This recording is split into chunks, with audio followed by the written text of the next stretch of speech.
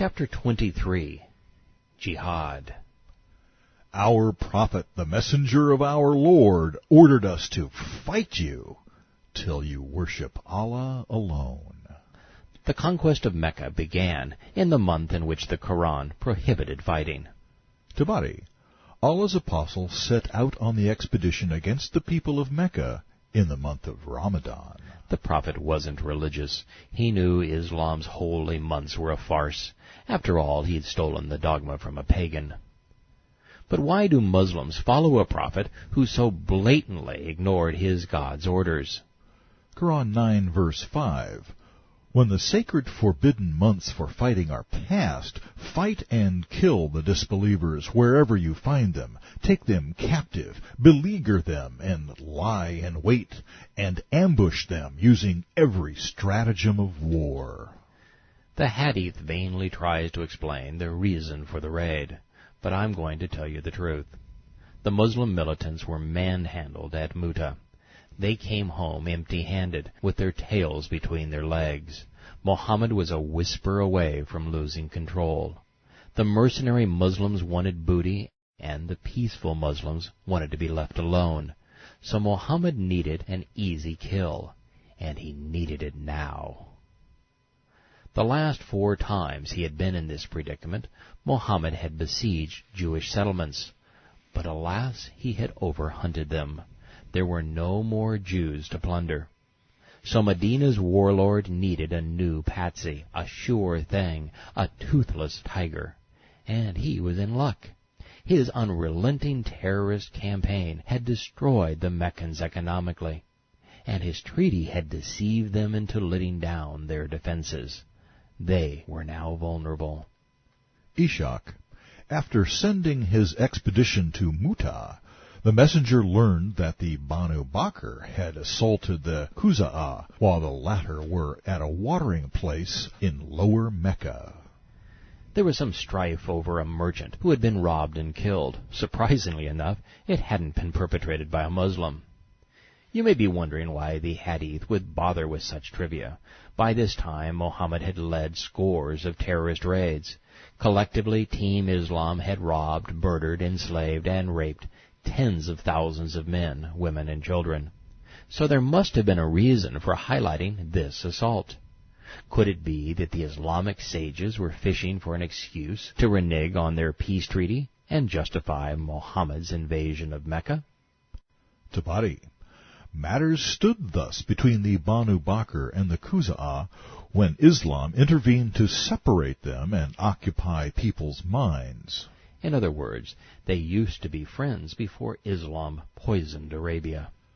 The Bakr entered into a peace pact with the Quraysh, and the Khuzaah entered into a pact with the Muslims.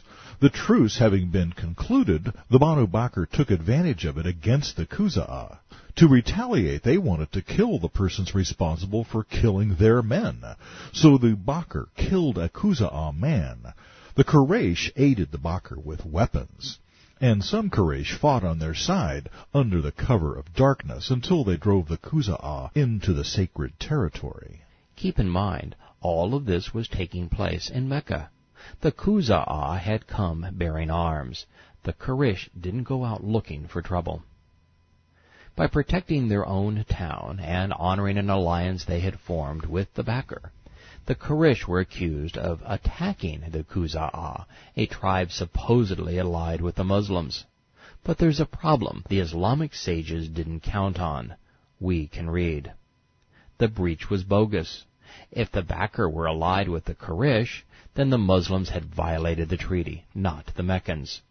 Tabari documents an Islamic raid against the Bakr after Hudaybiyah, late in the 7th year, along with another score of Muslim treaty violations.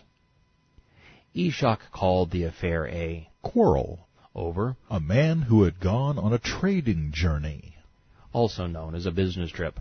While the man was mugged and murdered, neither victim nor villain was Meccan or Muslim. Tabari and Ishaq. The Bana Bakr said, "We have entered the sacred territory. Be mindful of your God." To which they replied, "Today we have no God, so we'll take our revenge." That night the Bakr attacked the Khuzaah and killed a man named Munabi. He had a weak heart. He said, "I am as good as dead anyway, whether they kill me or not, for my weak heart has ceased beating." The others ran away and escaped. Munabi was caught and killed. When the Quraysh leagued together with the Bakr against the Khuzaah and killed some men, one died of natural causes, not some, and Bakr caught him, not the Quraysh. They broke the treaty because of the pact the Khuzaah had with Muhammad. This was one of the things that prompted the conquest of Mecca. These boys are as predictable as tomorrow's sunrise. The Muslim militants who had betrayed their fellow Arabs while terrorizing and robbing every neighboring town explained. Tabari. Among the terms on which the messenger and Quraysh had made peace was that there should be neither betrayal nor clandestine theft. The Quraysh aided the Bakr with weapons. That is why Muhammad attacked the people of Mecca. Muhammad's excuse was as pathetic as his behavior, and both were as lame as the Islamic apologists. Universally, they report that the Meccans had it coming because they aggressively and violently breached the peace treaty that had been steadfastly honored by Muhammad. Nothing could be further from the truth, but truth has never been popular in Islam. Tabari. Khuzaah men came to the messenger and told him how the Quraysh had backed the Bakr against them.